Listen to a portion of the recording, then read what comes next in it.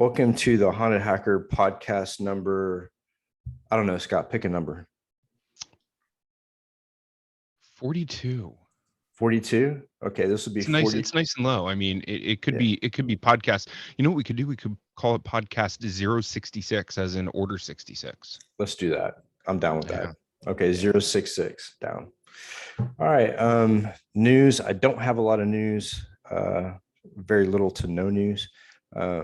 Future speaking engagements. I'll probably be speaking for ICE coming up in October, and also the London Met Police and Cyprus and so on and so forth. So if you're watching a podcast and you're looking to send a speaker request, the email is haunted@thehauntedhacker.com. So today we have Scott Lyons on, old school hacker, goes by the name of Casper. Scott, why don't you introduce yourself for those people who have been living under a rock and don't know who you are already? Sure. Thanks for having me on, Mike. Hi, everybody. Scott Lyons here. My hacker handle is Casper. I've been in this industry for well over 25 years. Jesus. Old. We're both old. I've done a lot of work all over the place, from Fed to commercial to freelance, right? For the last couple of years, I've been running a company called Red Lion. You can find us at redlion.io. I'm also one of the co-hosts of Security and Compliance Weekly. Have to give that a plug as well, where we actually make compliance sexy again. I know, to borrow the term or phrase, but it is what it is. So a lot of the work that I have been doing lately has been towards helping companies, helping people understand what the basics of information security are.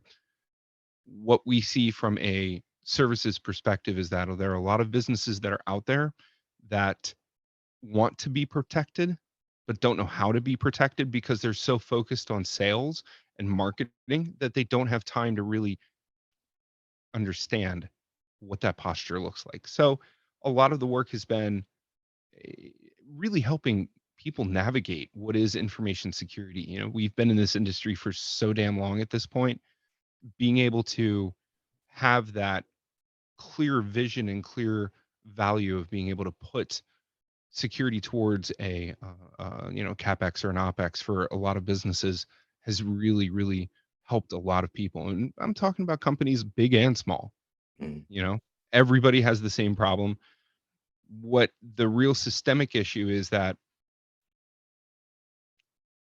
we need to start teaching our kids and our relatives what security means, what security looks like, and how to stay safe in a digital, with a digital footprint. So yeah. Yeah, totally. And we also need to teach CISOs that every once in a while too. It's funny because in the industry, we refer to CISOs a lot as the chief scapegoat. And it really sucks being in that position. You're given a budget, you're told to secure an environment, and then your hands are tied by either the CEO, the CFO, or the board, or the people underneath of you. So it really needs to be a both top down and bottom up approach, right? To be able to prop up a CISO correctly. It's just, there's so many good CISOs that are out there that fight the good fight. And then at the end of the day, if the company gets popped, they're the ones who are getting shit canned. Yeah, I see that all the time, especially when you do incident response. You get somebody, makes a small mistake or doesn't have a budget for, a specific application. Next thing you know, they're on the chopping block for cause. Yeah. And a lot of the problem that we're seeing as well is that C-level execs in general are putting a lot of money towards tools versus actually buying people. And you know what I mean by buying people. What I'm saying is paying for people, right? And building process. On SCW, Security and Compliance Weekly, we actually had somebody that said something smart: build the process, then buy the tool. And it's sort of a reverse of what we're seeing in market space now. With XDR out there and zero trust and all the other models that you want to throw at something. If a company's not willing to spend at the end of the day to protect themselves, what can we actually do? Exactly. And it's one of those catch-22 hard points that we have a problem with. Exactly. And then when you look at, companies that might not necessarily have the budget to hire a bunch of analysts, they're going straight for the bells and whistles, right? They're thinking that an application is going to take over what an analyst can do and do a better job. So they go after the Mhm. shiny stuff. And Darktrace is a great application if you need Darktrace. Mhm. But the problem is these people, these CISOs and these groups that are buying Darktrace and other applications and platforms aren't even patching correctly. Mhm. So, save some money, buy the right people, get the process down, and start from the basics. Yeah, I and don't just, just buy the people that are directly out of college either. I mean, okay. there may be some diamonds in the rough there, but they're still rough. You need the experienced people who have been in these businesses for long enough to understand architecture versus security versus protection profile versus policies and procedures. Bringing somebody in directly from college, sure, they may be cheap as dirt, at some points, but they're not going to have the requisite skills that a seasoned veteran would have that has been through the fire and brimstone of working inside of these organizations. Don't just think that, hey, somebody fresh out of college is going to solve all my problems. Well, unfortunately, they're not. There's a big gap between what's going on in the industry versus what's coming out of colleges, and we've been trying to diagnose this gap for a very long time. And that comes down to the practical application of the skills. It's one thing to learn defense against the dark arts, Mhm. right? But it's something completely different to actually apply it. Right. And it's completely different than reading about attacks and, lessons learned or, Mhm. historical documentation and actually have to be behind a console when that attack occurred. I remember when Titan Rain hit the military and I was working at USGFCom. That was the first experience I had with an APT attack. And back then we didn't even call them APT attacks. It's a lot different. The speed at which you have to react and have to analyze and think on your feet is totally different than what you read in a college book or you Mhm. see in a like a imitated simulation. Mhm. So when we talk about industry, man, we've both been in industry for forever. Yeah. You've been a goon at DEF CON for how many years now? I'm going into my ninth year as a DEF CON goon. I've also worked a whole bunch of different security conferences. So if you see me at a con, stop over, say hi. Mhm. It gets to a point where you don't even have to sign up. You're just voluntold, Mhm. you know. But working conferences has really opened a lot of doors. And if you're on the fence about going to a conference, definitely go. Go for the networking, go for the memories. Don't just go for Mhm. the talks. Yeah. Talks are great, but talks are also you can see them online. Like Iron Geek, Adrian Crenshaw, Mhm. does a wonderful, wonderful job of trying to record as many talks as possible and put them up on his site. Definitely go check out Adrian's stuff. You know, Yeah. uh, recently I just went to GurCon out in Grand Rapids, a small little conference. It was How was that? definitely refreshing, dude. It was insanely incredible. Definitely refreshing to be able to see a lot of the industry family after this Mhm. damn pandemic has just screwed everything up, Yeah. you know. Yeah. And to be able to sit back and trade stories of the highest of highs and the lowest of lows that have happened over the last year and a half, Mhm. and as you sit back and you start to hear what everybody has been going through, you sit back and you say to yourself, damn, I did that. Yep. That was me. I was Mhm. in that. I was in that hole. I Mhm. needed help and I should have reached out, Mhm. you know, instead of just trying to grin and bear and deal with shit as it's been. Um, uh, the next one that's coming up for us is Shmoo, SHMOO, Mhm. ShmooCon, right? Uh, we uh, uh, uh, we refer to trying to get tickets to Shmoo as National F5 Day. If Yeah. you've never heard of it, usually it's about 1,400 tickets that go in about 7 to 8 seconds flat. Mhm. Um, F5 as in we're refreshing, waiting for the ticket screen to come up, and then it's just a rat race to get into the queue and try to get everything taken care of. And it's a lot of fun. You blink and you miss it. But if you can grab tickets to Shmoo either as an attendee or as a student, like through Shmoo's a student, Mhm. definitely check it out. It is one of those sought after go-to conferences put on by Heidi Potter. That it's an amazing, amazing time, and it's in DC in January. So the first round of tickets go up, I think, 14 November at noon at this point. But regardless, go to as many conferences as you can, meet as many people as you can. develop that reputation, and also take a look at the personal brand for being an information security artist Mhm. versus yourself, right? So you basically have to split the two brands, right? Um, but by being at conferences, that's how you start that journey, you know? Yeah, absolutely. I still remember my first DEF CON, and it was so many years ago. And that's the DEF CON that I met mutual friend Tom Ryan. Hmm. And talk about the talks, right? So I think I may have went to two talks that entire time, and the rest of it was being invited to parties and going to different parties and hanging out with different people. I met so many people, all of DC303, all Hmm. those guys, and it's just you build that circle and you build that family. And here it is, 20 years later, and I'm working with one of the guys I met at DEF CON. It's a very small community, and everybody thinks that cybersecurity is this huge industry, but really the core people who were there when it started as a young infantile industry, Hmm. there are very few of us left. There are, and that's either happened through attrition, which is Mm, natural, right? Like people leave the industry, mm, by people passing. We've had a whole bunch of people pass this past year that are industry people, mm. um, or just people that don't want to do information security anymore. But there are definitely what I like to commonly refer to as the old guard.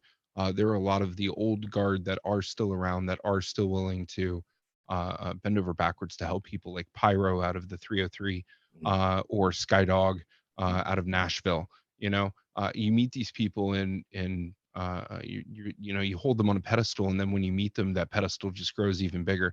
mm, Like Johnny Long, right? mhm. Oh You yeah, know, the original Google Google hacker. hacker. And if you get a chance, go and take a look at his no tech hacking talk from DEF CON 9. Nine or I think it 10. was like we're Yeah, we're on 20. We're at DEF CON what, 29 at this point? 29. Yeah. Yeah. Yeah, coming into it or going out of it. There's been so many DEF CONs, Mike, I just a blur, right? Yeah. My first one I think was 18 over at the Rio, right? And then I came on with Speak Ops Mm, under PW Crack and Proctor and Pasties and all those guys, and helped with Speak Ops, and then transitioned over to the Swag team mm. with Dasha and Secret Brian, um, and haven't looked back. You've got to Yeah. find your fit. Mm. You know, Yeah, you so kind of it was real fun working with speakers, but selling swag like that level of chaos. If you've ever been in the swag room Thursday morning, immediately following getting a ticket, that amount of chaos, like bring it on. Yeah, that and they used to have DEF CON at a different hotel. Not it might I don't think it was a Rio. Was it the Sands? Was it Alexis Park? Uh, We grew out of that hotel that they were having it at. There were so many yeah, people there that violated the AP. fire code. Yeah. Yeah, Alexis Park was the first one, and then it moved to the Sands, and then it went to the Rio, and then for the last couple of years, it's been with Caesars Entertainment. So Yeah. between the Caesars Forum, Paris Bally's, the new Caesars Forum that they just built was supposed to be this year, but at 10,000 attendees, Right. roughly 10,000. I may be a little bit over on the number, but there's no way you can throw that in the forum. So just keep it in Paris Bally's. Yeah. And like Bally's has its own holy crap, are you kidding me? History. You want to talk about the haunted hacker. Yeah. Wow. Mhm. Bally's, holy crap. Back in the 80s, it was what there was a casino, there was a fire on the casino floor, killed 87 people, moving at 20 feet per second, and fully engulfed the casino floor. The firefighters who went in to battle the blazes, they opened the door, got a backdraft fireball coming out of it, like it was nuts, right? Wow. And Bally's is allegedly the second most haunted hotel in Vegas. The number one is the Luxor, Luxor, right? yeah. With the Luxor, if you ever have been to Vegas or you want to go and find this on Google Maps, it's actually really, really fascinating. Uh, Luxor, the theory behind it is that there's always supposed to be two lions, Mhm. right? There's only one. Number one. Number two, the angles of the elevators are completely wrong, right? Mhm. Number three, Luxor is sinking into the ground. Like it's fascinating when you look at this stuff, right? And if in Paris Bally's, if you go up to, I think it's the 17th floor, there have been reports of a young child that passed that plays in the hallway, and you can hear him. So, a couple of friends and I went ghost hunting on the 17th floor. Like we grabbed an app. I think it's called Necromancer, and you Mhm. need an external microphone for it, or an external speaker. Sorry, and you connect your phone in to the speaker, fire up the app, and start asking questions. And I shit you not, we were getting intelligent responses. Wow. Yeah, I don't doubt it, man. There's a lot of history in Vegas. Like, look at the Flamingo with the mafia. Flamingo was hot with organized crime. Most Oh of the yeah, hotels there were based from the mafia, and the mafia ran them back in the day yeah, until and they mafia is still involved. yeah. Don't think they're not. Yeah. Speaking of the Flamingo, they found Bugsy Siegel's getaway car that Mhm. was always parked in the bottom. They found it, walled it in. So Bugsy Siegel actual car is still underneath of the Flamingo today. Yeah, Like that's kind of really cool history. You yeah. know, um, next time we go out to Vegas, I totally want to go to the Zach Bagans Museum Yes. and go ghost hunting at night. That to me just sounds oh so much fun. You know, Yeah. It, being able to see Jack Kevorkian's murder van, like get out of here, man. yeah. The doll collection that's all like relegated with Annabelle. yeah, like oh man, Yeah. it's amazing. Yeah. And like I don't know about you, right? But I've had a particular set of experiences What that say, why don't you tell us "Oh about man, the data center experience? oh yeah, yeah, yeah, That that's story is so exactly where I awesome. was headed." Um, so I'm in this data center. Oh, okay. I'm missing a golden moment. Let me restart. So there I was, right? Um, I was in the data center in Richmond, just outside of Richmond, Virginia. Big data center used to be an Xbox chip manufacturing facility where you could go from silicon to chip with no human interaction whatsoever. Very cool, very large data center. Okay, sitting inside the data center, I had machines that were not communicating with me. I don't live anywhere near Richmond, so I had to drive the 3 hours south to Richmond and spend the night. But sitting inside of the data center, I'm sitting there at my rack, right? Machines doing the blinky blink, right? Finally get into the machine after 4 hours of banging my head on it and having to call somebody, right? I'm feeling great. I'm feeling like I just conquered one of the most difficult technical challenges that I've had to conquer in a while, which is, breaking into a blade server with knowing nothing. Um, whew. So there I am sitting in front of the rack. Lights are blinking, right? I pack everything into my bag, right? Now, I'm on cloud nine. I just got into the server. I was able to recover it, get access back to it. And I go and I close the rack door and I pick up my bag, right? Bag goes over the shoulder, it sits perfectly on my back. Like there's nothing wrong, right? Like the best feelings in the world, right? And as I'm walking down the racks, right? Not every single rack is full, so you should be able to see through the rack. If you've been in a Right. data center, you know what I'm talking about. If you haven't, you can easily Google what I'm talking about. And as I'm walking down the data center, the cold row of the data center, right? I look to my right, and there's somebody on the other side of the rack. Now, at this moment, I knew I was the only person that was in this room. And mind you, this is a massive, massive room full of racks, full of servers, full of secured storage, full of high value stuff, right? Mhm. I'm walking down the row. I look over and there's somebody on the other side of the rack. And I said, that's interesting. I had to do a triple take, right? As I'm walking, this person's going lockstep with me.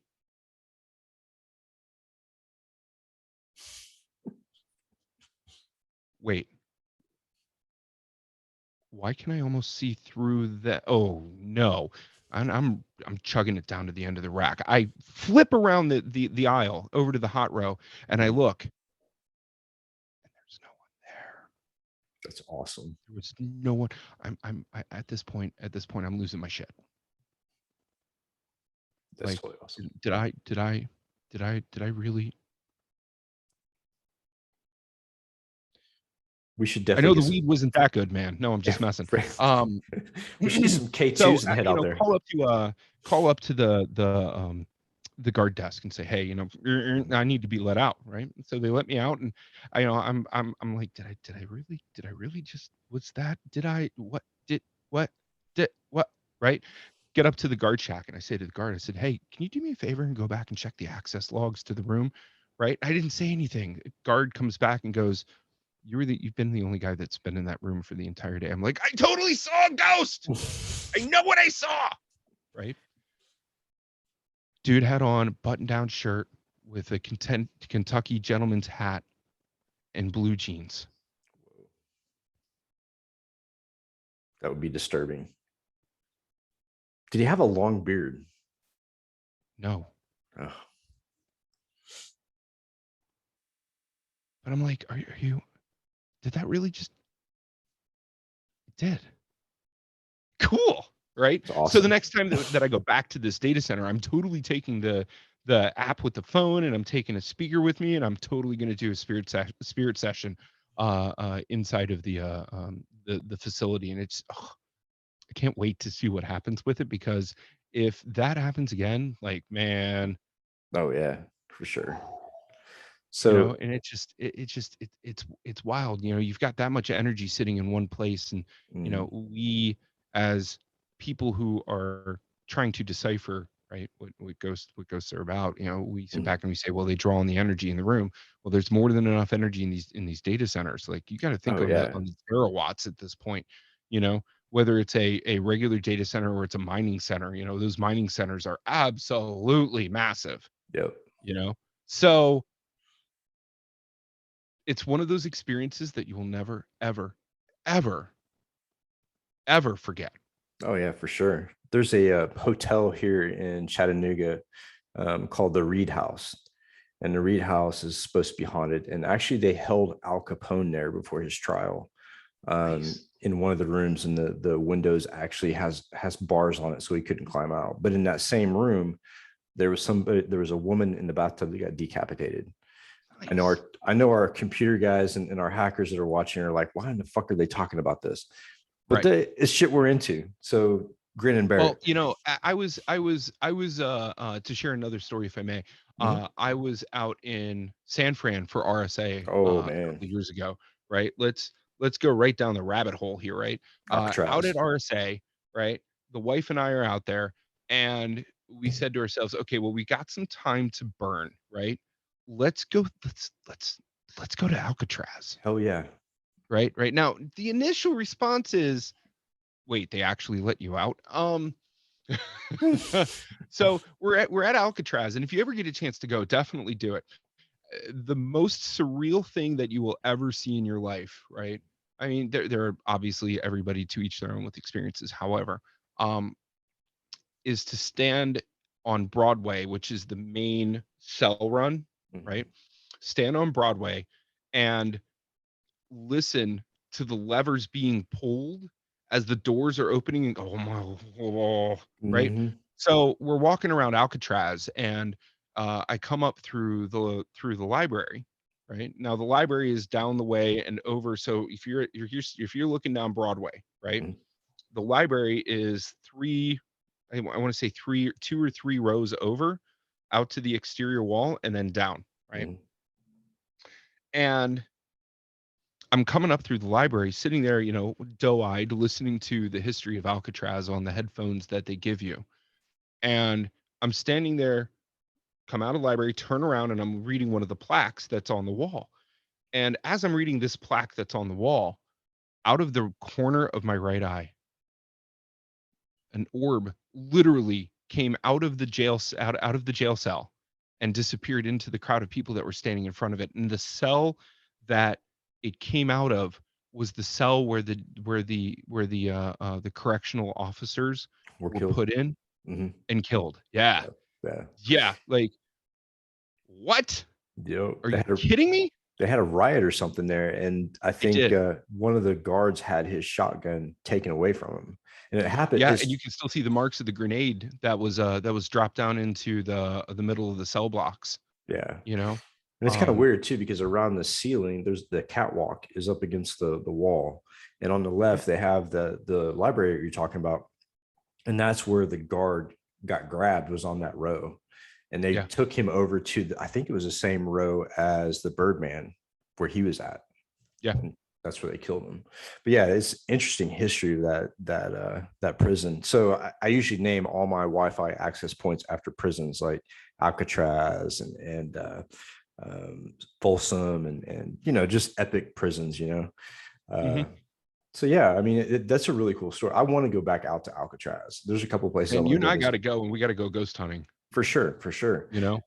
I watch that all the time. I watch Zach Baggins, and Yeah.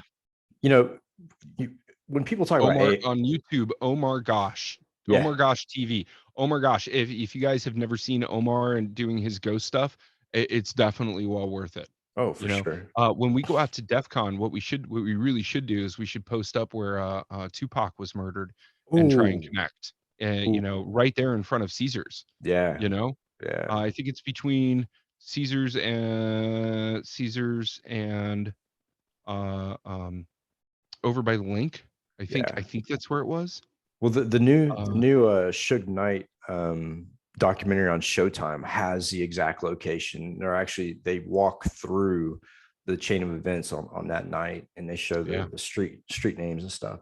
It's pretty chaotic, just to look at that history. it But is. Ghost totally intrigued me, and not just because of the life death kind of gray line, but also when you think about AI and think about how we're advancing in technology. I hope that we hit a point where we're able to see or we're able to experience those other dimensions that people Yeah, see. and not the dimension that says that AI is nothing but if then else statements. I mean, let's be honest. Yeah, yeah, for sure. So yeah, like culture is a big thing when it comes to what we do. A lot of us have been around together for a very long time. I've seen a lot of people split off and like you said, start something new. Watched Ralph Eshmandias start a ticket company and then went from a ticket company and now he does tech consulting for Oliver Stone. We have a bunch of guys in the industry that have gone off to do some really fucking amazing shit, really interesting stuff too. Yeah, Um, yeah, but we have, and you know, it's interesting.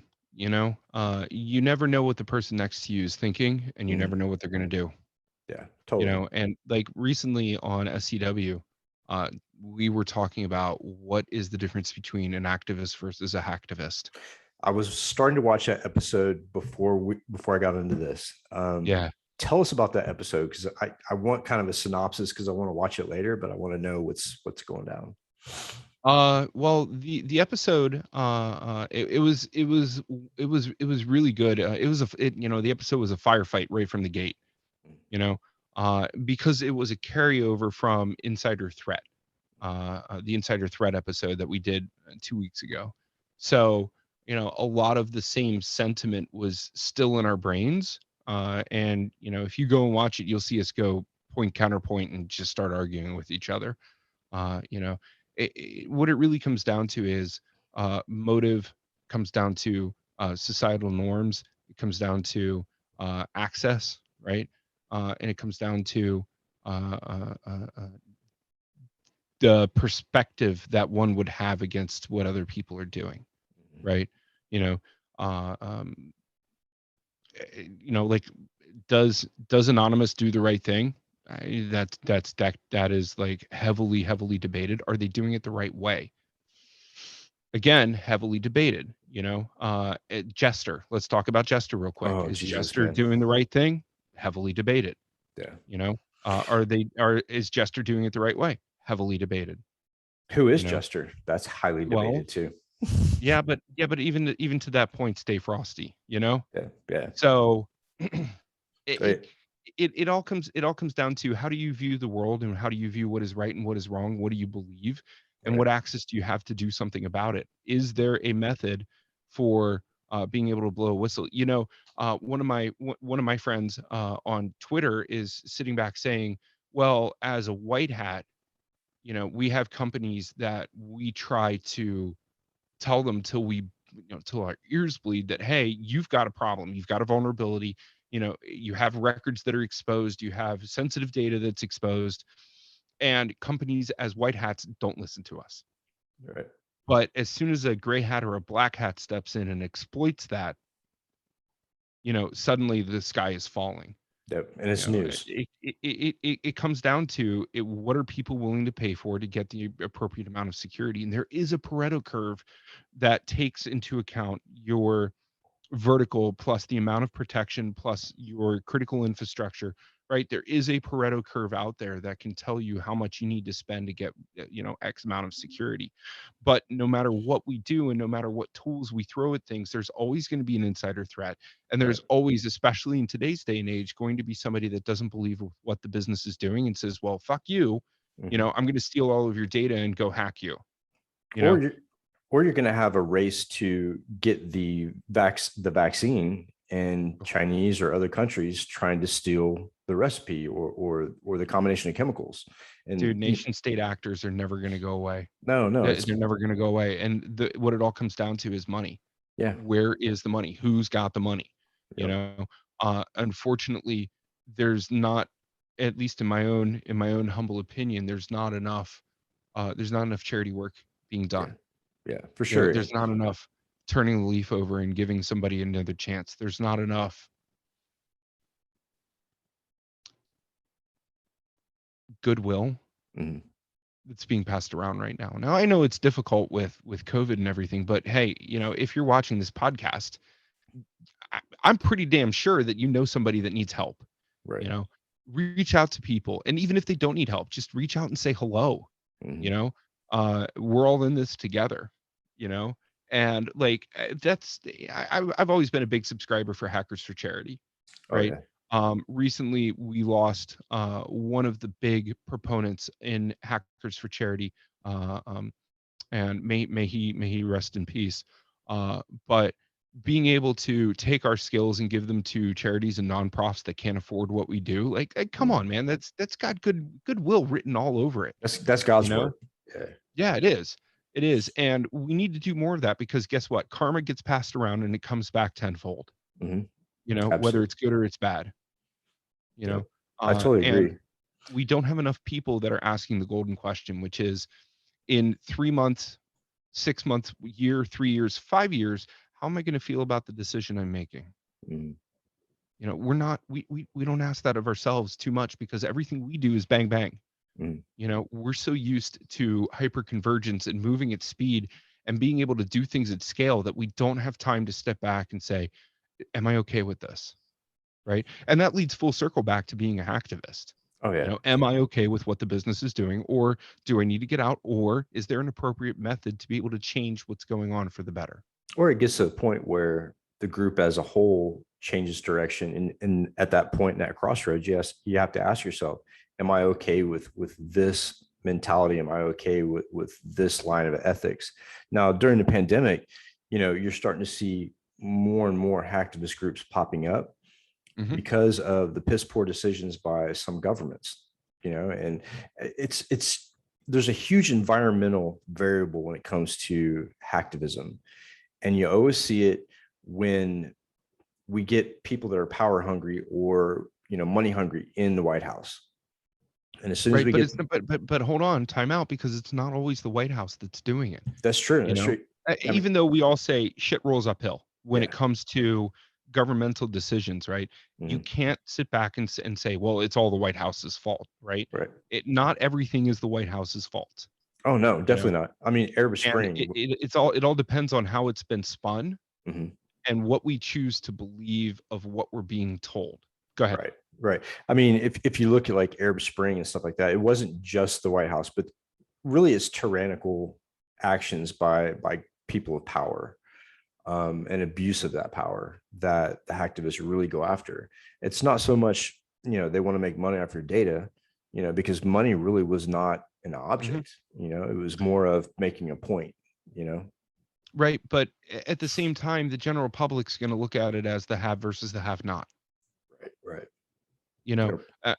I'm talking about the other side of the spectrum of what you're saying, Mhm. right? Perception is what 99% of the battle, Yep. right? What the eyes hear, see, and what the ears hear, the brain believes, Mhm. right?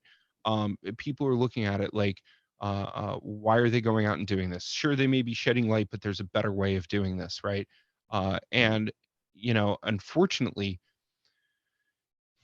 public perception of stuff that's been done in the past has been looked at, as a bunch of kids who Yeah. are crying about not getting their milk.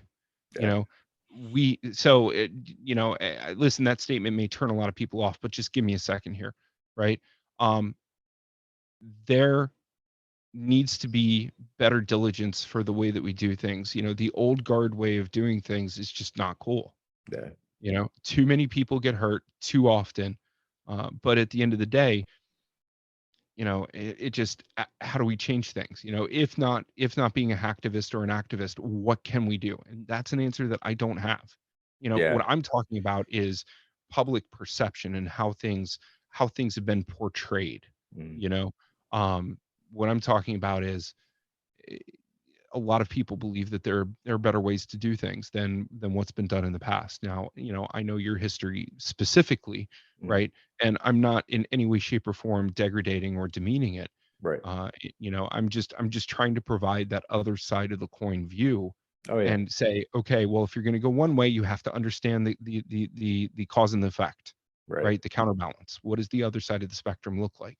Mm. In a story, there's three sides to every story, right? Your side, their side, and the truth. Right. Somewhere You in the know, middle. yeah. Yeah.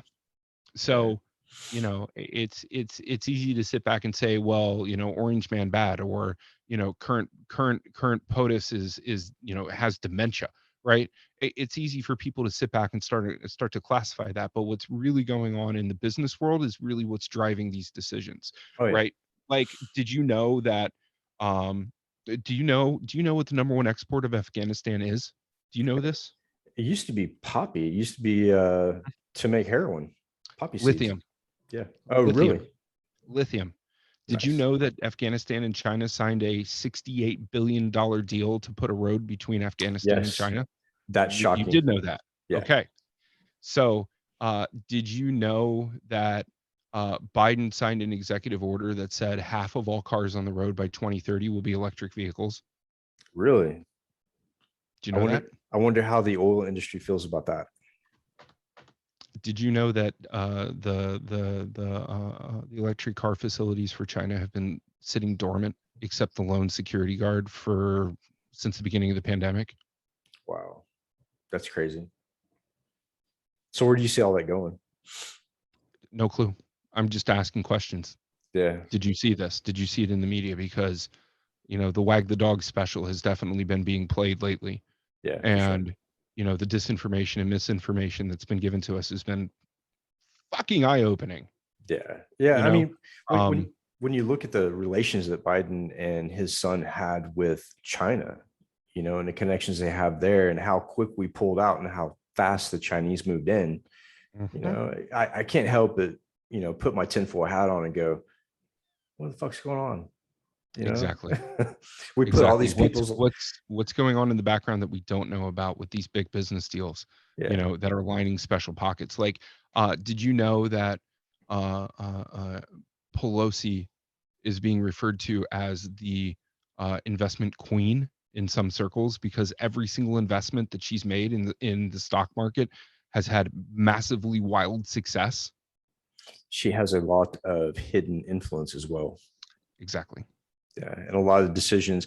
I mean, look at take cryptocurrency for example, Mhm. and the people who have the most power and the most input into that market, they do one thing and the market fluctuates depending on what they do. Elon Musk is a prime example. He dumps a bunch of shit into cryptocurrency. Next thing Yep. you know, the price goes up, and then he withdraws his shit and doubles his money. Yeah, But well, they, also remember his sphere of influence reaches mm, much further than sending a penis rocket into space. Yeah, exactly. I Yeah, mean, very true. man, I saw that. I was like, wait, what? Yeah. And But here's the deal. Like, even though we're talking about all of this, Mhm. you know, you and I think I can speak for you here, and you can totally tell me to STFU, right? Mhm. Um, you and I subscribe to the theory of don't just buy what we're saying at face value, do your own research, Absolutely 100%. you know? Yep. And I wish that mainstream media would have that disclaimer at the bottom of every news story that they ever run. Mhm. Don't just believe us, do your own research, go out and find what's going on in the background, you Right. know? Take Um, Perot Systems, for example. I lived right next to Perot's kind of privatized airport and all the mhm, shipping and stuff. mhm, And I can't count how many times I saw planes take off with no tail numbers. yeah, But what is he doing dabbling in government? It was really weird how things played out with that and with Ross Perot. And then when I got my first, I was really fresh on the scene, and Perot Systems had reached out to me and said, hey, how would you like to come to our facility? And I said, yeah, sure, cool. So I went, and they had back then, and this was unheard of back then, they had a malware creation lab. And I was like, why is Ross Perot creating malware? It's just one of those just like things. why is John McAfee installing, McAfee antivirus across the entire government? Exactly. You know? And to make a really stupid correlation, why is it that just after John McAfee supposedly killed himself, a building fell in Florida? Yeah. Yeah. And then I'm sure there's no correlation there, but it makes you wonder, you know? yeah. But there's a lot of people out there, and this kind of supports your argument, is that, when you look at everyday people in the US, I would have to say probably 90% of them walk around with blinders on. As long as they can get to Starbucks in the morning and Yep. stop at Target on the way home, they don't give a fuck about what goes on. And No. it's right there in their face, you know. They don't, and but here's the deal, it's always been right there in front of their Yeah. face. Yeah. Since the day we were born to the day we die, it's gonna be right there in front of our face without anybody knowing about it, you Yeah. know? And security really should be the same way. It should be right there in front of our face, but be transparent enough that nobody knows about it, but it's there to do the protection things, and unfortunately trying to bring all of this back here, we as information security people, you Mhm. know, we try our hardest, but we're constantly fighting an uphill battle here. Oh You yeah. know, the big systemic change is going to come when the baby boomers and the early Gen Xers start coming out of management, and the late Gen Xers, millennials and Zs or COVIDs, whatever you want to call, the generations actually start coming up. The ones that know the security, that know what needs to happen, they start influencing all of that. And as we have the generational shift over, we're going to see legal come back online with security. We're going to see law come back online and regulation come back online with security. And it's interesting that we have to take the approach of wait for the next generation to actually fix what our previous generation fucked up. you know Yeah. and But it's that's sad to be in that position. Mhm. It's really, really sad. How many companies actually have board members that reach down into security, that can sit down with a security engineer who's down in the weeds and understand what that person is doing to provide protection profile for the business? How many people down in security can reach up to the board? Mike, it's almost like we need a goddamn boxing day between security and the freaking board, I'm down. of every single company. It's almost like we need that. Yeah.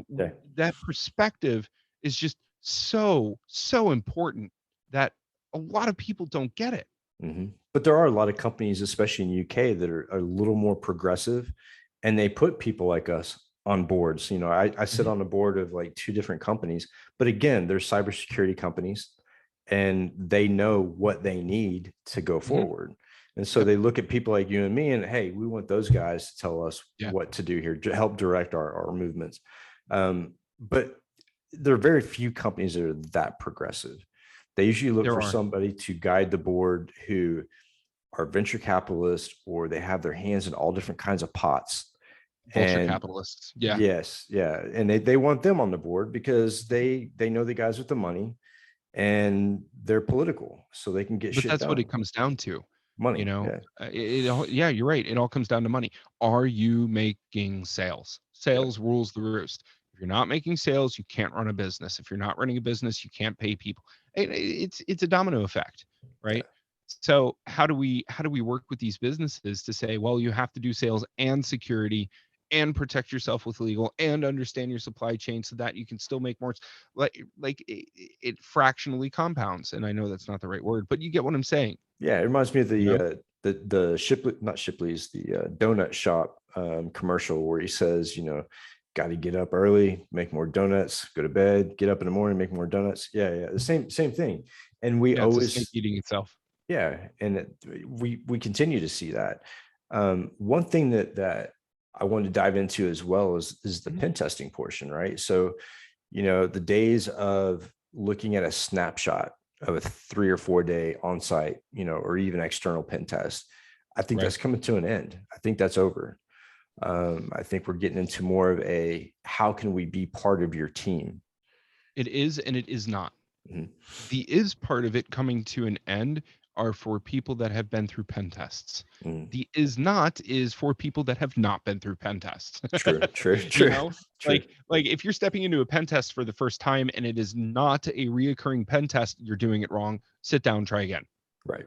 Right? If you can't flex your budget to be able to get quarterly pen tests going, even if it's for small pieces of the Mhm. network, sit down, you're not doing it right, try again. You Yeah. know, pen testing came along because of PCI, Yep. right? It came along because of PCI. PCI is the reason that the pen test industry is what it is. And PCI and the PCI Council especially need to wake the fuck up, Yeah. right? In that the requirements that they are putting on these businesses are not fitting security standards, Mhm. right? And I am more than willing to say that to the council directly. Like I do not care. What needs to happen is continuous pen testing, continuous monitoring, right? Almost Mhm. like a SOC 2 continuous, right? Unfortunately, that has been talked about, but it's not been put into practice with the DSS, Mhm. you know? So if we want to talk pen testing, there are a couple of key markers that we need to look at. One is it continuous, right? Because pen tests, remember, are only a single point in time. Is it continuous, right? Does it fit the systems that you need it to fit? Have your systems been scoped correctly? And what a lot of companies will do is they'll try to say, well, our enclave that is directed by the ROC, right, the rules of compliance, the enclave that we have defined as the one that is holding the CDE or the cardholder data environment, right, is only limited to these machines. Nope, sit down. You're wrong. It Right. needs to be the entire business front to back because you don't know if little Sally Sue in middle of Iowa that gets on her computer to check her email can access your CDE, Yep. right? And it's more of a holistic approach too. It's not a we have to follow the QSAC, Right. or the SAQD, the self-assessment questionnaire. Um, it's we should be applying this across the entire enterprise. Number one. Number two, if you are a company that handles credit card information in any way, shape, or form, if you even dare to touch a credit card, you're under PCI. Mhm. It doesn't 100%. matter whether you push it off to Stripe or PayPal or a third party provider, does not matter. You are under PCI. And that's the way that the DSS is written. But you look at companies that follow the DSS, and there's Mhm. not a lot of them. No, that's Sure, true. the big brands do, right? But at the same token, 60 to 70% of companies don't even have cyber insurance. So how in the hell can we ask them in any way, shape, or form to be able to pass or follow the PCI DSS? How can we do this? And don't even get me started on cyber insurance. That's another 3-hour monologue Oh, because to me it's a joke. I've had to deal with cyber insurance for the past couple months when it comes to ransomware attacks, and I can tell you Mhm. that it's a fucking nightmare. You It know, is. It is. when And it's so much of a nightmare that the did you know that POTUS, President of the United States, the White House, Mhm. whatever you want to call them, um, they actually had a meeting with insurance carriers and said, cyber insurance carriers, you need to start requiring compliance to get the insurance. And that is a bad fucking idea. Yeah, right? totally. And the reason it is because now we're going to see insurance carriers start to drive the information security market, which I don't know about all that. That's a Yeah. bold move, Cotton. Let's see how far you get. Mhm. Um, I do I do subscribe to you must be this tall to ride this ride to get cyber insurance, right? Right. Do I agree that insurance carriers need to be the ones driving the market? Oh, fuck no. No. They can't even get their hands around what they've got now. How are we going to give them the entire freaking market? Are you out of your mind? Yeah, You know? it's scary how Um, they operate. yeah, and in the same turn, the White House also directed NIST to start coming up with compliance regulations for private business. I'm over here like, motherfucker, are you stuck on stupid at this point? And I'm not saying that Pretty directed to the White House. I'm saying that in general because it's an exclamation for me. Are, right. are you stuck on stupid? Because we are having enough problems being able to enforce what we already have, let alone come up with brand new shit that we now have to turn around. The entire industry is sitting back saying, well, CMMC is supposed to be the white knight. Right. It's supposed to save us. It's what 171 plus a little bit of ISO plus a little bit of 853 and a little bit of CSF in there, Mhm. right? CMMC has had a ton of problems getting out of the gate. They've tripped over their feet so many damn times it's not even funny. Now I have proponents of CMMC that are practitioners and are certified by the AB that are telling me no, no, no, no, no, it's actually gotten better. Mhm. We haven't seen that, No, no. And I and it's going to mean, take time. Go ahead. when the government gets involved in making compliance decisions and things like that when it comes to technology, it's always been an epic failure from day one. Yeah, I mean, it's going to be a train wreck. yeah, And that train wreck leads to hacktivism. It leads to activism. It leads yeah, to people fucking it up by the numbers, right? At DEF CON, we have a big old saying called "Don't fuck it up." yeah, you know at the end of the day, can you actually go home as an IT person or a security person or somebody who's watching this podcast and say to yourself systemically, did I fuck it up today? yep.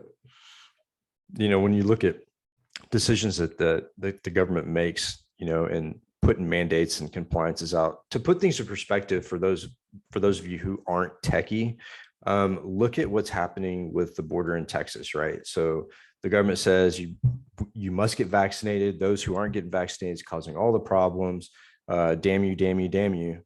And in the same token, in the same breath, they're allowing 15,000 unvaccinated people into the US from the southern border. So think about that on a tech scale and on a very expensive scale. There's going to be a lot of money lost. And there's going to be a lot of corruption, because where there's money, there's corruption. And when I walk into a ransomware incident and the cyber insurance people show up, first of all, they're late as fuck every time. And Mm-hmm. they come in hours late after everything's like That is destroyed. if you got them to answer the Answer the phone. phone. Yes, absolutely. And then when they come in, the first question is, how much is ransom and who's contacted the threat actor? I'm like, Mm-hmm. bro, take a seat, shut the fuck up. We're this close to getting the systems back up. Yep. Relax. Yep. Let us Yep. take this. Yep. But they're more concerned about, well, how much can we negotiate? And they're worried about paying. But if we get into a habit of doing that every time there's a ransomware incident, even though it could have only taken us 2 hours to get all this shit back up, but they're more worried Mm-hmm. about the ransom. If that continues, the ransomware problem is going to grow because they know that they're going to get paid. And Right. that's And if companies did the fucking basics of digital hygiene and backing your shit up and taking the backups offline, yeah. we wouldn't have this problem. No, Right. no.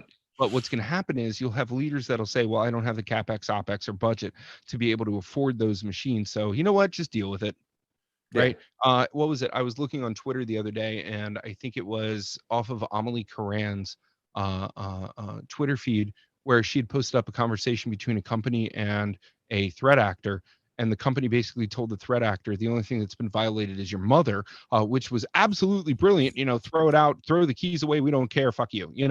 And we as practitioners should be doing the same thing. Like Right. sit down, go away. Yep. Um, and unfortunately businesses struggle with this kind of thing, and a lot of it comes down to doing the basics. But there's another point here, and there's a point that we're missing, and I'm going to make it right now. 95% of all hacks are social engineering. They're phishing, they're vishing, They are getting people to do shit they shouldn't be fucking doing. Right. Right. So as a security practitioner, you should be taking the security awareness training that you raise your eyebrows at and Mhm. giving it to your family. As a C-level exec who is listening to this podcast, whether it's now or it's 10 years down the road, I do not care.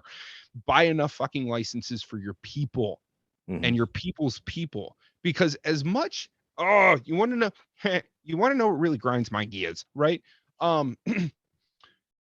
We all have an aunt in Iowa that just sits back and looks at her email and Mhm. doesn't care whether they get hacked. On web TV. Companies need to provide evergreen security awareness training to Mhm. absolutely everybody in the family. The supply chain is one thing, the family chain and support and work chain is something completely different that no one is looking at. Yep. No Absolutely. one. No Absolutely. one's looking at it. And they never have, and that's the problem. Yeah. And when you look at, people's families and how they need to be educated about cybersecurity during the pandemic, companies should assume the responsibility of the families, because guess what? They're now part of your network. Yes. You Yes. know, As a small business owner, when I have 25 people, doing work with me, nobody works for me. And that's very, very, very important distinction. No one right, works for me. Everybody works with me because it's a team environment at Red Lion. right. When I have 25 people that are working with me, it's not just 25 people, it's more like 180. Yeah, for sure. Because you never know what a family member is going to do to one of the employees Mhm. and turn them from a loyal employee to a raging asshole.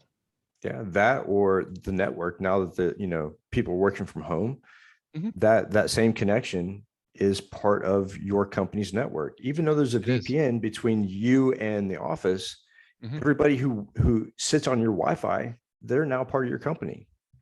Yep, yep. And you're pointing something out here. You're pointing out the look of what are people going to do when they bring their laptops, that are either company owned or BYOD, when they bring their laptops back into the network. But what nobody looks at is what is the company doing to those laptops when they take them home. Right. Yep. We've heard horror stories about iPads and tablets and computers that have been given to students, where the cameras have been turned on while they're at home. Hmm. We don't want to deal with that. Don't Yep. do it. Sit down, go away. It's all sides of the issue need to be looked at. Yeah, absolutely. There was an app that was just put out not too long ago, and it was to help companies and supervisors maintain connection with the employee and basically ensure that they were working. And Yeah, part of that application was being able to activate the camera. yeah. And I was thinking, man, if I went to a company and they installed that on my system, not only would I take the laptop and break it in half and ship it back to them and tell them to go fuck off, Yeah. but I would probably go after that company because Well, so there's a problem with that because then you'd be liable for the damage to the company-owned device. of If it is course, a company-owned device, you don't want to work for the company. Guess what? Don't work for them, yeah. right? But if it's a company-owned device, you do want to work for the company. You do read through all of those papers that you sign when you first get into HR.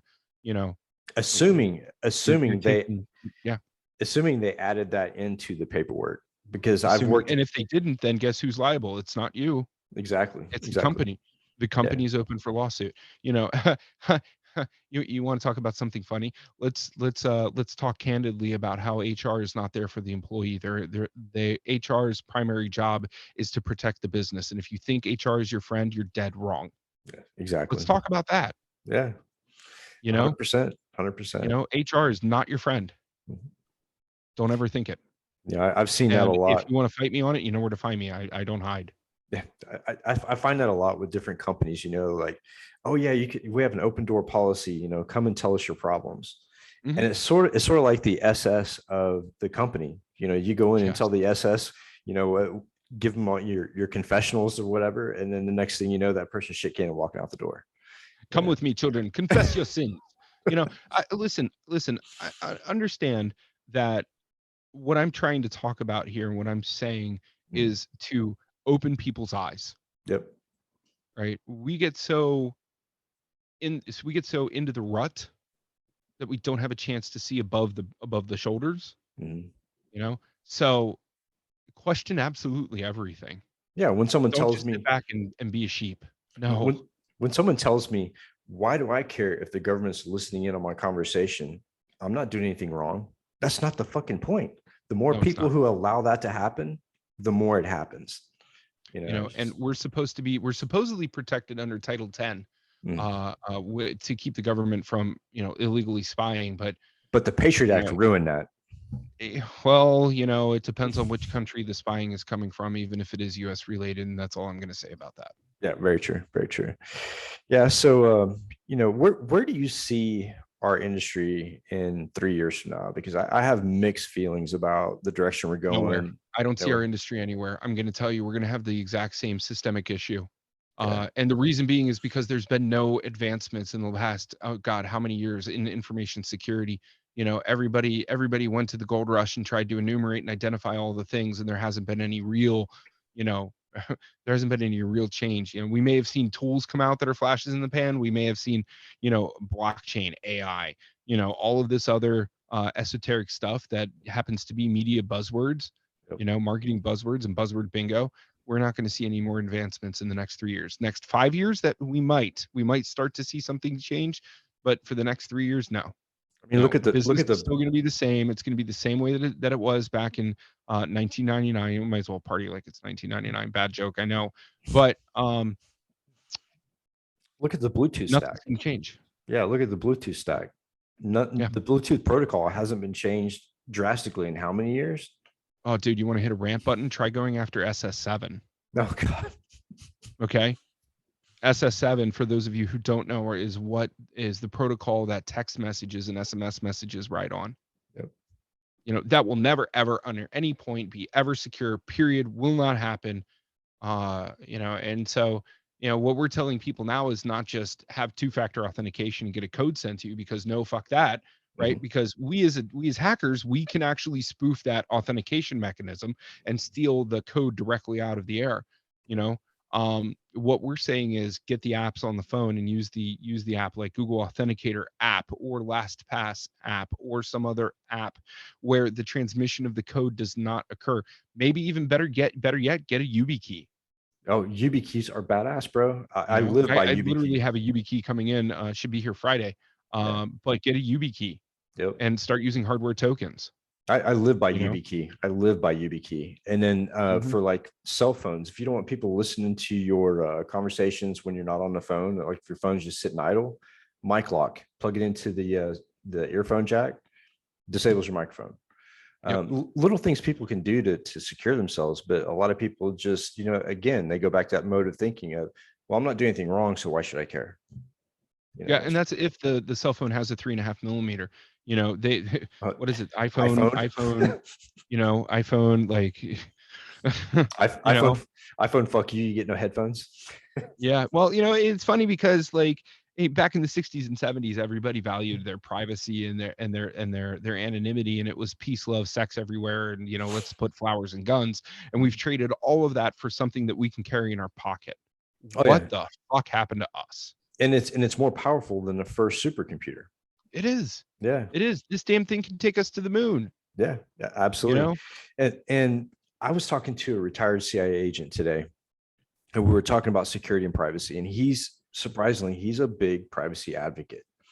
And we were talking about the I guess it's not a law, but it's more like a hidden mandate, where if you're within 100 miles of a border, they can grab your electronic devices and go through your shit without a warrant. Yep. And he was like, yeah, when they put that towards national security. Yeah. And he goes, when you go to speak at ICE, maybe you should question about this. And I was like, don't take your phone, take a yeah, burner. Yeah, exactly. I was thinking that's a great idea, but I had never heard of that until today. I was like, what the fuck? Really?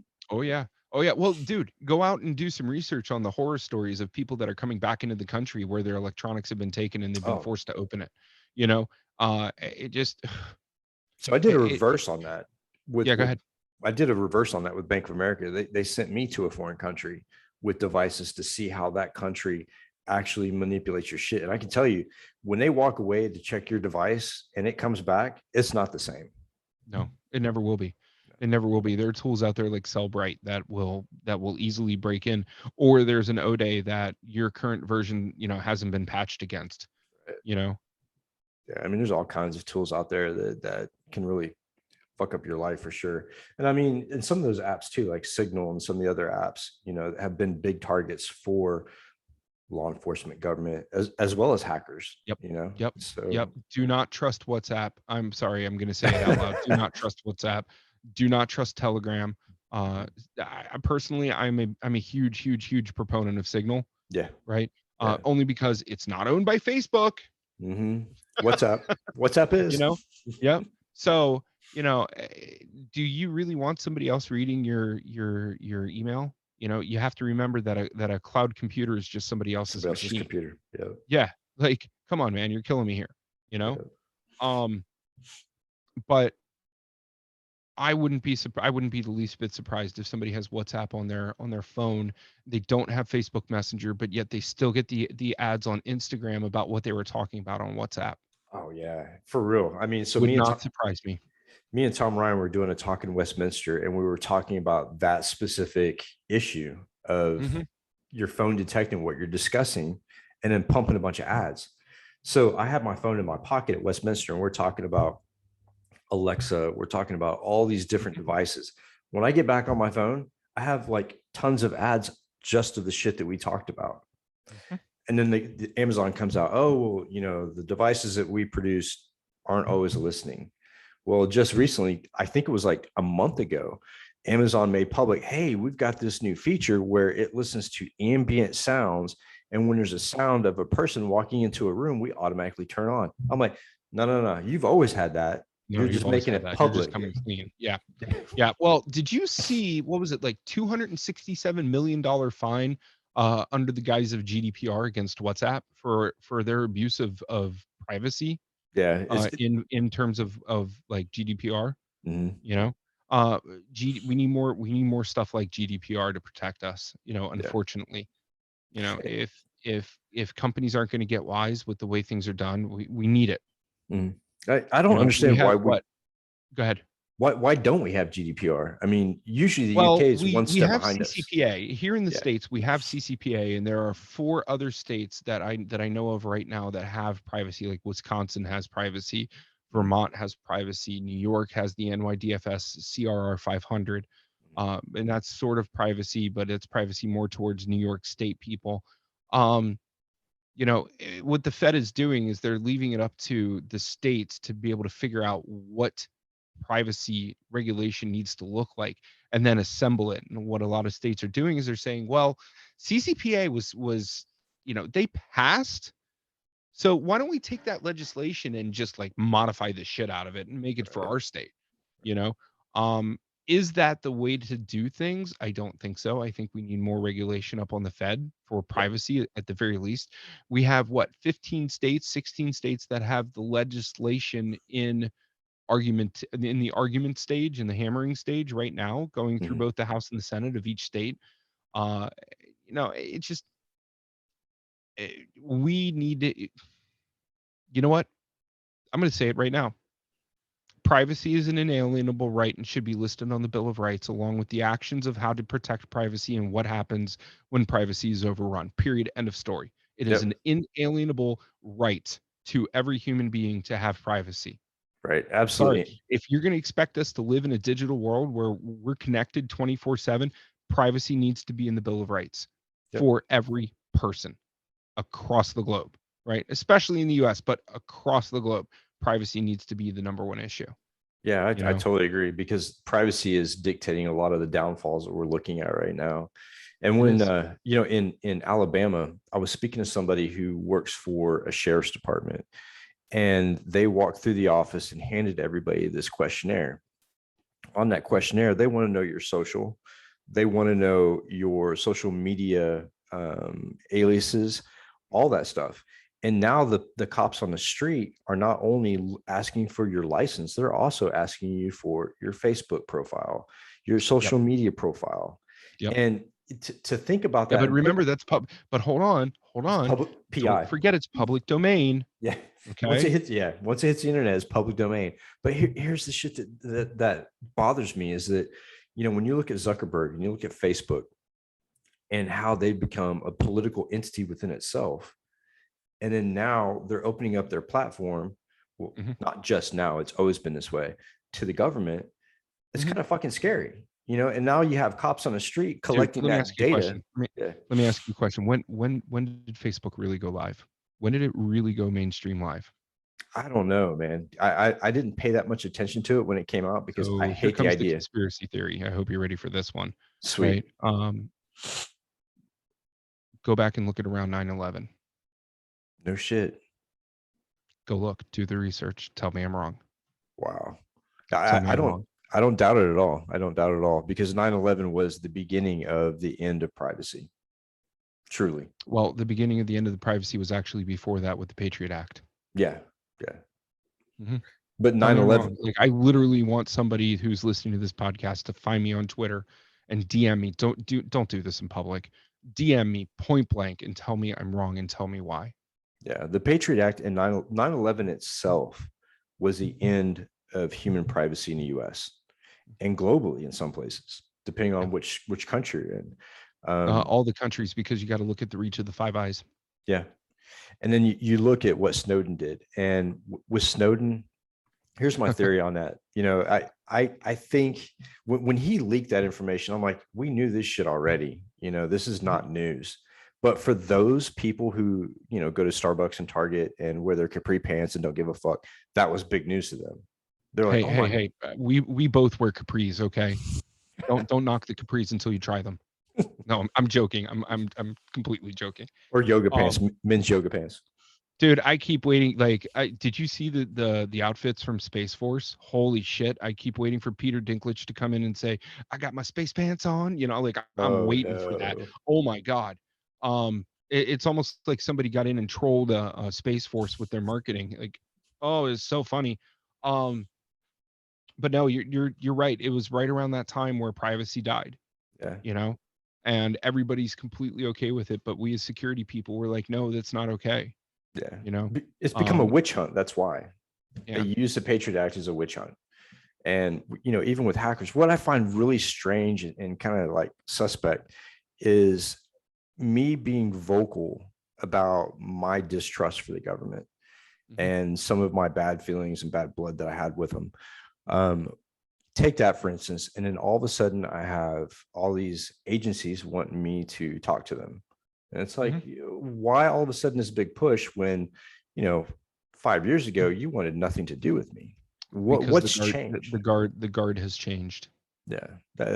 Like the junior people are now moving into senior roles and they're being replaced by more junior people. So this is what I was talking about earlier, Mike, as we see the generational changeover and the generational shift, we're going to see things change.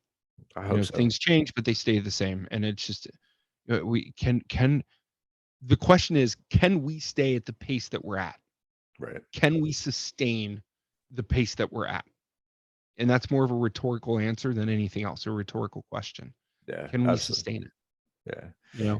At the end of the day, the most dangerous person is the one who's the free thinker. The most dangerous person is the one who has done their homework. Absolutely. And the most dangerous person is the one who does not walk around with their eyes closed. Yep. And that's what I tell people is that, the reason why we end up on lists by the government is because fear is a huge motivator. When there's someone out there that could pose a threat that has more knowledge in a certain area than the government, what's the typical thing that they do? They isolate them and put them on lists. And to add to what you're saying, what have we done in the security industry? Yeah, pretty much the same thing. We have FUD floating around the industry, right? And we call it FUD, and that's fear, uncertainty, and doubt. FUD. Right. So we use God, our industry is an acronym soup. We use fear, uncertainty, and doubt, and we do that to scare C-levels who don't know anything about security into, oh my God, the sky is falling, and that way we get budget moving. But realistically, what a lot of people in the industry don't grasp is that compliance is the way to move a motherfucking budget. Yep. Right. You want a company to move, bring them under compliance. You know, you watch how fast they move if you say, well, we're out of SOC 2. Watch how much money they spend to get ISO so that they can pump that into sales. You know, watch how much they spend when they get breached and card data gets spilled. Yep. Watch Or how much watch how much gets sent or watch how much gets spent. yep. Or watch how You know, much money they spend to get out of a compliance audit rather than, going through it, they'd rather pay the fine. And those big companies that, the Fortune 500s, those are the ones you see, they don't need a pen test because they have money. They can just throw it, getting out of it, get out of a when a fine. company gets bit by an insider, watch how much they spend. Oh yeah. And Right? that, When a company gets bit by an executive who neglects a fiduciary duty, watch how much they spend. yep. And I mean, look at the way that they used us in the beginning of this whole security push in the industry, right? Mhm. So, if you want to sell a product, a security product, bring along the Sideshow Act to show Yeah. them how bad that you can smash their network and do a demo. I Yeah. mean, that's how I got into the industry to begin with was, well, we can take this guy and show them what he can do and they'll buy our product. And I'm like, after a while, I felt like a circus act. I was like, fuck this. I don't want to do this anymore. You know, we talk about a lot of the bad. Let's talk a little bit about the good. Sure. If you do not know who InfoSister is, aka Amanda Berlin, you need to go on Twitter and find her. Mhm. Amanda heads up the mental health hackers. Mhm. We all in this industry get beat up constantly, Yes. right? We're constantly put down, knocked around, kicked, you know, if not by the people that we work for, then by our own peers. Mhm. You know, peers can actually do more harm than people that we work for, Mhm. right? But mental health hackers is an option. If you are hearing this and you're saying to yourself, you know, I'm really struggling right now, reach out to Amanda, see what Amanda says. You know, she may be able to point you in the correct direction to get either some institutional help or know somebody that's been there that has been able to weather the storm, you know, and get you help. You know, at the end of the day, we're all just bags of protein and juice, Yeah. And bad you know, attitudes. and bad attitudes that need to get adjusted. You know, it's like going to the chiropractor to get all your bones cracked. You know, Yep. getting the mind cracked as well and set back and adjusted is something that we all need to pay attention to. You know, if you don't know who Johnny Long is, and we were talking about him Oh earlier with man. Hackers for Charity, you Mhm. know, the resource that just passed was invaluable to that entire organization, and they need help right Mhm. now. They need fucking help. Yeah. And look at Reach the out good. to Hackers for Charity and volunteer your time and help them. You know, like these are people that are doing good stuff Mhm. in this community. You know, And Johnny's been doing they're that for and years, man. Johnny's been doing that for years. Look at dude, all of the technology he brought into places in Africa, bro. being Like, able to take AK-47s out of kids' hands and put computers there in replace, it's epic. dude, it's been the warmest of warm feelings to hear him talk about the updates and what he's done and you know Mhm. what HFC has done for nonprofits, you know, and if you are a part of a nonprofit that needs information security skills, go hook up with HFC, right? Yeah, Hackers for Charity. They'll be able to absolutely. place you with the right people, you know. Mhm. Yeah. But there are other people in this industry that are absolute pillars and absolute rocks that have struggled just like we have, Oh yeah. just like other people are struggling. You know, these pillars are well weathered, Mhm. you know, like they've been through all of the bullshit and they know how to handle this, you know. Um, like I recently had some adversity in my life that I had to deal with and I had to reach out to people because I found myself in a dark place, Mhm. you know, thinking dark thoughts, you know. And for me personally, it was not normal for me to be there. And through working with people, working through situations, you know, I've been able to really recover a lot of what's going on, and including myself. You know, like yesterday, I'll tell you point blank. Yesterday, I went from 7 a.m. to 2 a.m. nonstop, and it was the best feeling that I had had in a very, very long time. Just to be able to start cranking through work and cranking through clients and start really affecting things across the board. And then today, nice and quiet, like the Yep. storm had passed, right? tomorrow I've got another storm brewing, and I'm not worried about that until tomorrow. Right now, I want to make sure that I'm giving you and whoever your listeners are, right, the best look at don't be a sheep that I can Yeah. possibly give, you know? Yep. So, if you know of people that need help, reach out. 100%. Don't be a sheep. Reach out. Make the first contact, because you never know what a simple hello, what kind of effect that has on people. Yeah, I mean, You I know. came back from England and was in a really dark place because, I didn't know what was going to happen. I was back in a country that didn't want me here. And a friend of mine reached out. I didn't know him at the time, had just met him on LinkedIn, reached out and gave me like some hope, right? And talked to me every day. And he messaged me, "Hey, how you doing? Hey, how you doing?" And just to check on me. And unfortunately, we lost him last Christmas. I'm sorry. um, Things got rough for him and he couldn't reach out himself. And I felt bad because I felt like I owed it to him, but really had no idea. So if you're in that place, do make it apparent to somebody, do talk to somebody, because not everybody can read those cues. And Yeah. if you're struggling, you need to let somebody know, because I've lost so many people just over the past year, to that same issue. Yep. We burn bright, but we burn quick. Yeah. And the faster we move, the dimmer the light gets. So take that time and break away from the computer, and like I did, go fly fishing and fall off rocks and hurt yourself. Right. At least it lets you know you're still human, right? Right. You're But gonna go. You're gonna go rip rap on the rip rap. yeah, exactly. But it's good. It's good shit to break away and to open your mind to other things too, like meditation. And like I know that sounds hippie-ish, but I live by it. It's good shit. Well, I think it's safe to say that if you're listening to this podcast, you're listening to this episode, and you have feelings of self-doubt and denial, it's not just a river. And the feeling of self-worth, and you're having issues, you can totally reach out to me.